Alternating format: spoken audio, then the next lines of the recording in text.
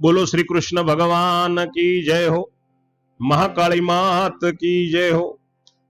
મહાભારતની કથા સાંભળનાર સર્વે શ્રોતાજનોને અને ભાવિક ભક્તજનોને મારા શંકરપુરીના ઓમ નમો નારાયણ।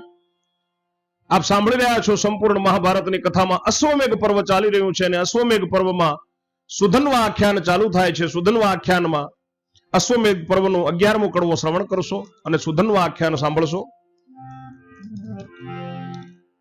प्रथम पहला पार्वती नंदन वंदन करो विशेष, पछी नमो शंभु जने धारण योगी वेश।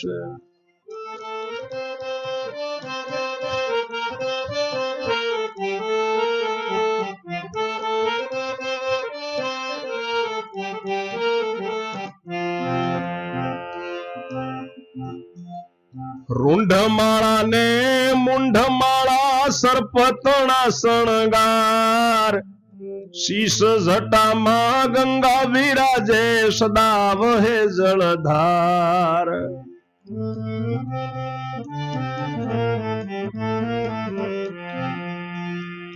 ઉમિયાજી અર્ધાંગી બિરાજન તેતણા જે બાળ, शुद्ध बुद्ध नारी सुंदर शोभे ने गणेश दीन दयाल।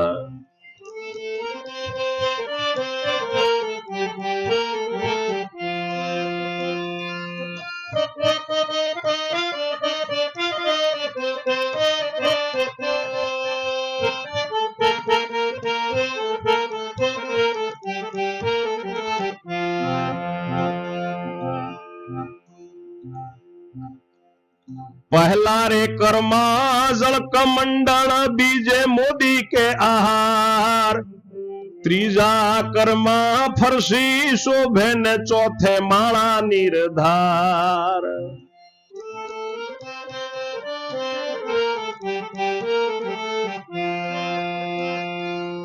सिंदूर लेपन अंगेरे योपे नंदन लाभन लक्ष, मूषक केरू वाहन जने विशाल जना चक्ष।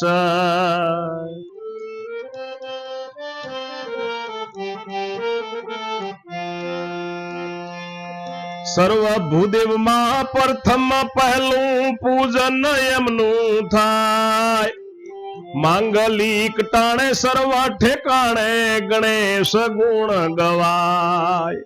सर्व भूमि मां प्रथम पहलू पूजन यमनु थाय, मांगलिक ताणे सर्त ठेकाणे गणपति गुण गवाय। पछी समर्पण थारे पड़ता तब तेने आवे लाभ, प्रथम गणेश नु नाम लईने खंडे निर्मानाव।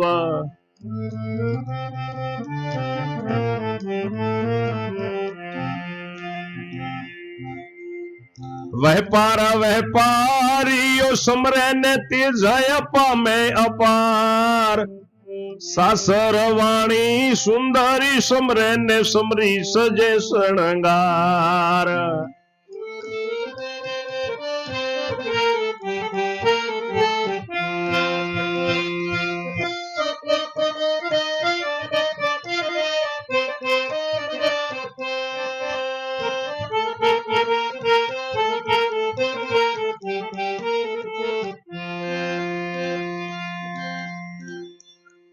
पूर्ण प्रतापी दे कष्ट कापी वा गणेश, तेथी आराधू तने प्रभु दे बुद्धि हमेश।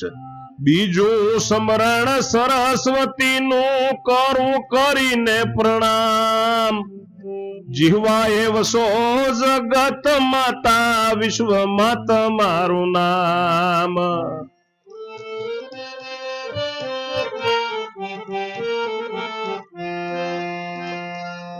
ज्ञान शक्ति तू अपनारी ने तू जवड़े वधुवाणी, सर्वदेव ने समरो सबने सहाय करो रुद्राणी।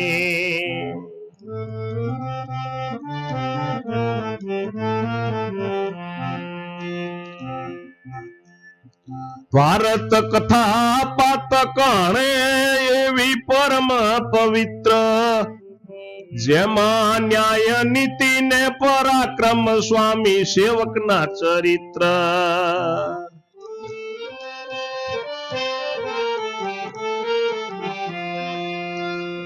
સોંભળ્યાથી જ્ઞાન પ્રાપ્ત જ થાય ને લખ 84 ટળે, સંસારનું સુખ કમળાવત લે છે વટ મોક્ષ જ મળે.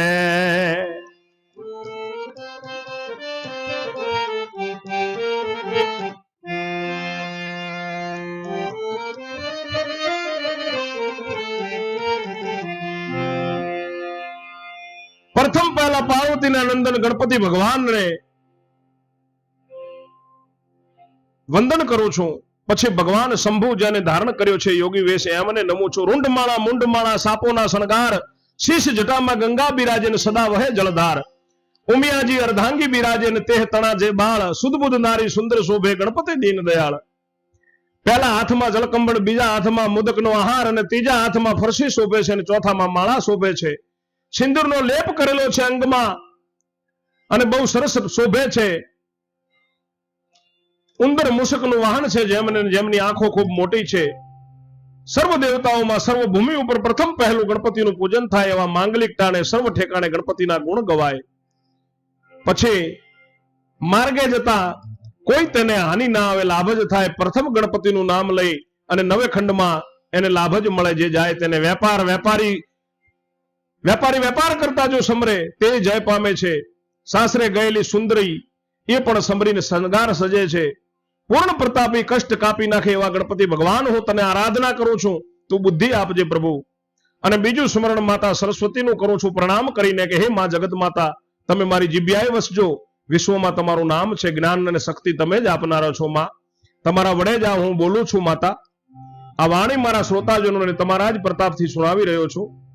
સર્વદેવને સમરું છું. માતા હે માં રુદ્રાણી, માં મહાકાલી, તમે પણ માતા સહાય કરજો, તમારી જ કૃપા છે.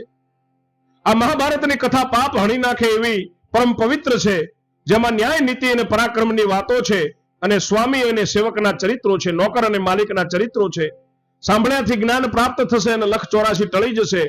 સંસારનું સુખ આ કમળના ફૂલ જેવું છે, પરંતુ આ કથા સાંભળવાથી છેવટ મોક્ષ જ મળી જશે. એવી પાવન કથા વિશે સુધનવાય આખ્યાન, એવી પાવન કથા વિશે છે સુધનવા આખ્યાન. સુધનવાનું સંકટ ટાળી સહાય કરે છે ભગવાન.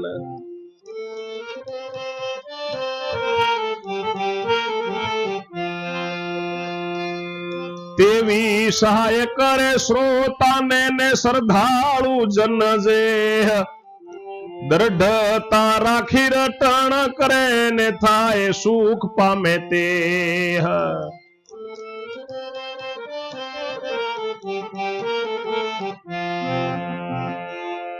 અશ્વ છૂટીને ફરતો રે ફરતો લાંબે પંથ પળાય.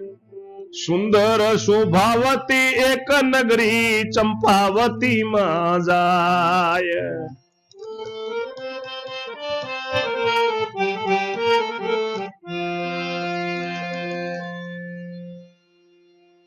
એવી આ પાવન કથામાં સુધનવાનું આખ્યાન છે. સુધનવાનું ભગવાન કેવી રીતે સંકટ ટાળીને સહાય કરે છે મારો નાથ, એવી સહાય આ શ્રોતાજનોને સાંભળનારોને કરશે.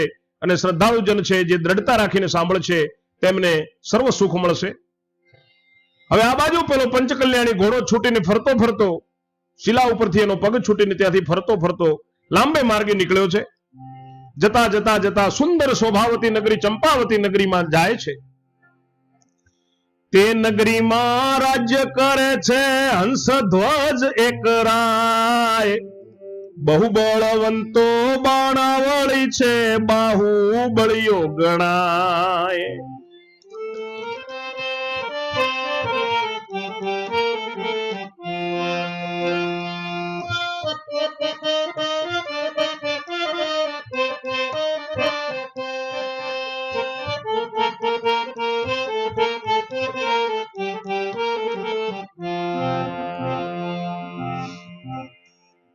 ગદા યુદ્ધ નો પરવીણ છે, પોતે ચલાવે ભલું ઘર સૂત્ર. ખરેખરો છે એ ભાગ્યશાળી ને તેને છે 5 પુત્ર.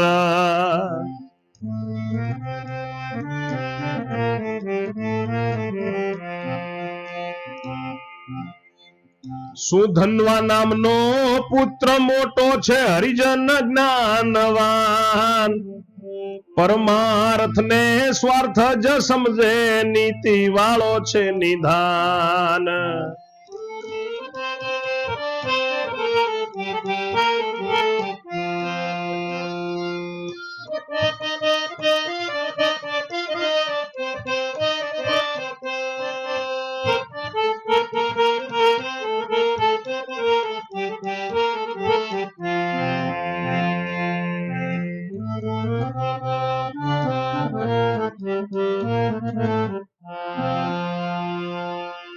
ચંપાવતી નગરીમાં ઘોડો ગયો છે. એ નગરીમાં હંસધ્વજ નામનો એક રાજા રાજ્ય કરે છે. બહુ બળવંતો, બાણાવળી છે અને ખૂબ બળિયો ગણાય છે.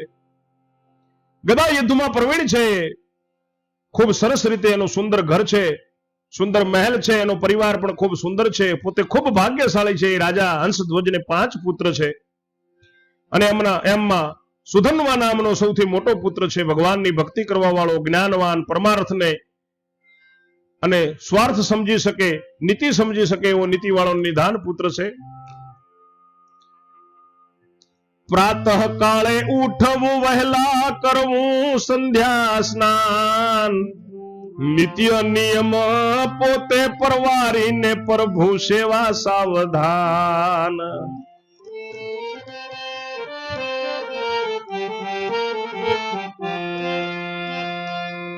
પછી જાવું દેવના દર્શન, માતા પિતાને નમવું. પરમાર્થે 5 વિપ્ર લાવી, જમાડીને જમવું.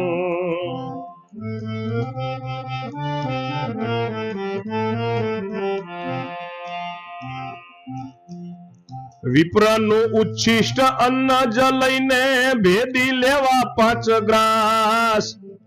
તે પછી બીજું ભોજન કરવું ને, રટવા શ્રી અવિનાશ.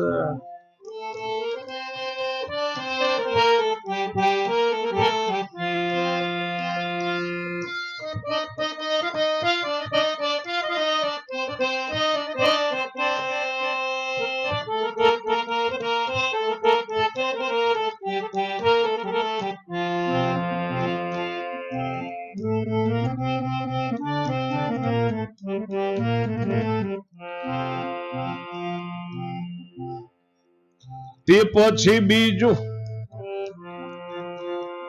ગૌ બ્રાહ્મણ ના ગુલામ થઈને, કરવી સદાય સેવાય. અસત્ય ભાષણ મુખથી ન ભાખે ને, સમરે દેવાધિદેવાય.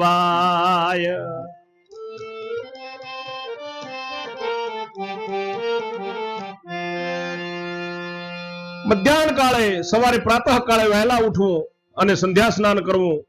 નિત્ય પોતે નિયમ છે પોતાનો, પરવારીને પ્રભુની સેવા કરવી. પછી દેવના દર્શન કરવા જાવું, માતા પિતાને નમવું. પરમાર્થ કરવા માટે 5 બ્રાહ્મણોને લાવીને એમને જમાડવું અને વિપ્રનું એઠું અન્ન 5 ગ્રાસ લેવું. એ પછી બીજું ભોજન કરવું ને ભગવાનને ભજવા, એવો એમનો નિયમ છે. ગૌ બ્રાહ્મણના ગુલામ થઈને સદાય સેવા કરવી. અસત્ય પોતે મુખથી બોલતા નથી અને ભગવાન શિવ શંકર દેવાધિદેવની ઉપાસના કરે છે. એવો ઉત્તમ ભક્ત હરિનો જાણે સૌ સંસાર. હંસધ્વજ ને એ સૂત મોટો, કર્ણ સમો દાતાર.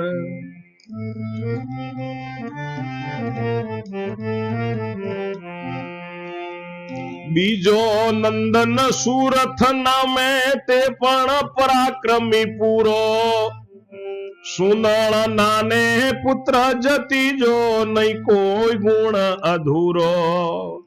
ચોથો સુંદર સેન નામે ને, 5મે સુખેન બાળ. કોવળિકા નામે એક જ પુત્રી ને, ઘણું તપોવંત ભાળ.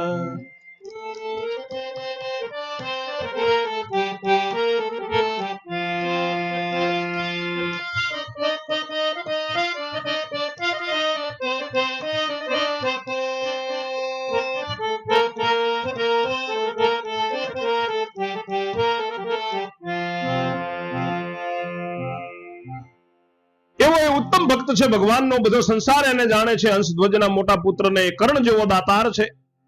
એનો બીજો પુત્ર નામ સુરથ છે, એ પણ ખૂબ પરાક્રમી પૂરો છે. ત્રીજો પુત્ર સોનો નામે છે, એ પણ કોઈ ગુણથી અધૂરો નથી. ચોથાનું નામ સુંદરસેન છે અને પાંચમાનું નામ સુખેન છે. અને કૌળિકા નામની એક પુત્રી છે. ઘણો તપોવંત છે એમનો બધો પરિવાર. સુખવતી નામની છે એની નારીને હંસધ્વજની જે પૂર્ણ પ્રેમદા છે ભાગ્યશાળી સુખમાં નહીં સંદેશ.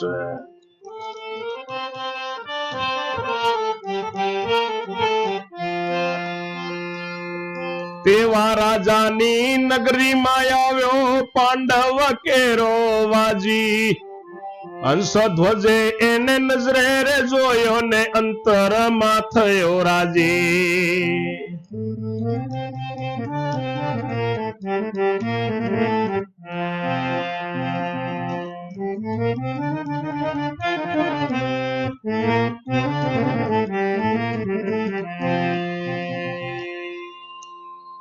સુખવંતી નામની હંસધ્વજ રાજાની નારી છે અને એ પણ ખૂબ ભાગ્યશાળી છે. બિલકુલ એના સુખમાં કોઈ વાતની કમી નથી. તેવા રાજાની નગરીમાં પાંડવોનો આ પંચકલ્યાણી ઘોડો આવ્યો છે અને હંસધ્વજ રાજાએ નજરે જોયો છે. અંતરમાં ખૂબ રાજી થયો હંસધ્વજ રાજા. અશ્વ જોઈને રાજી થયો હંસધ્વજ રાજન. વ્યાસ વલ્લભ વાણી વદે અરે સાંભળજો શ્રોતા દઈને મન. આગળની કથા 12મા કડવામાં સાંભળશો. ત્યાં સુધી મારી વાણીને હું વિરામ આપું છું. જય જય શ્રી રણછોડ. ઓમ નમો નારાયણ.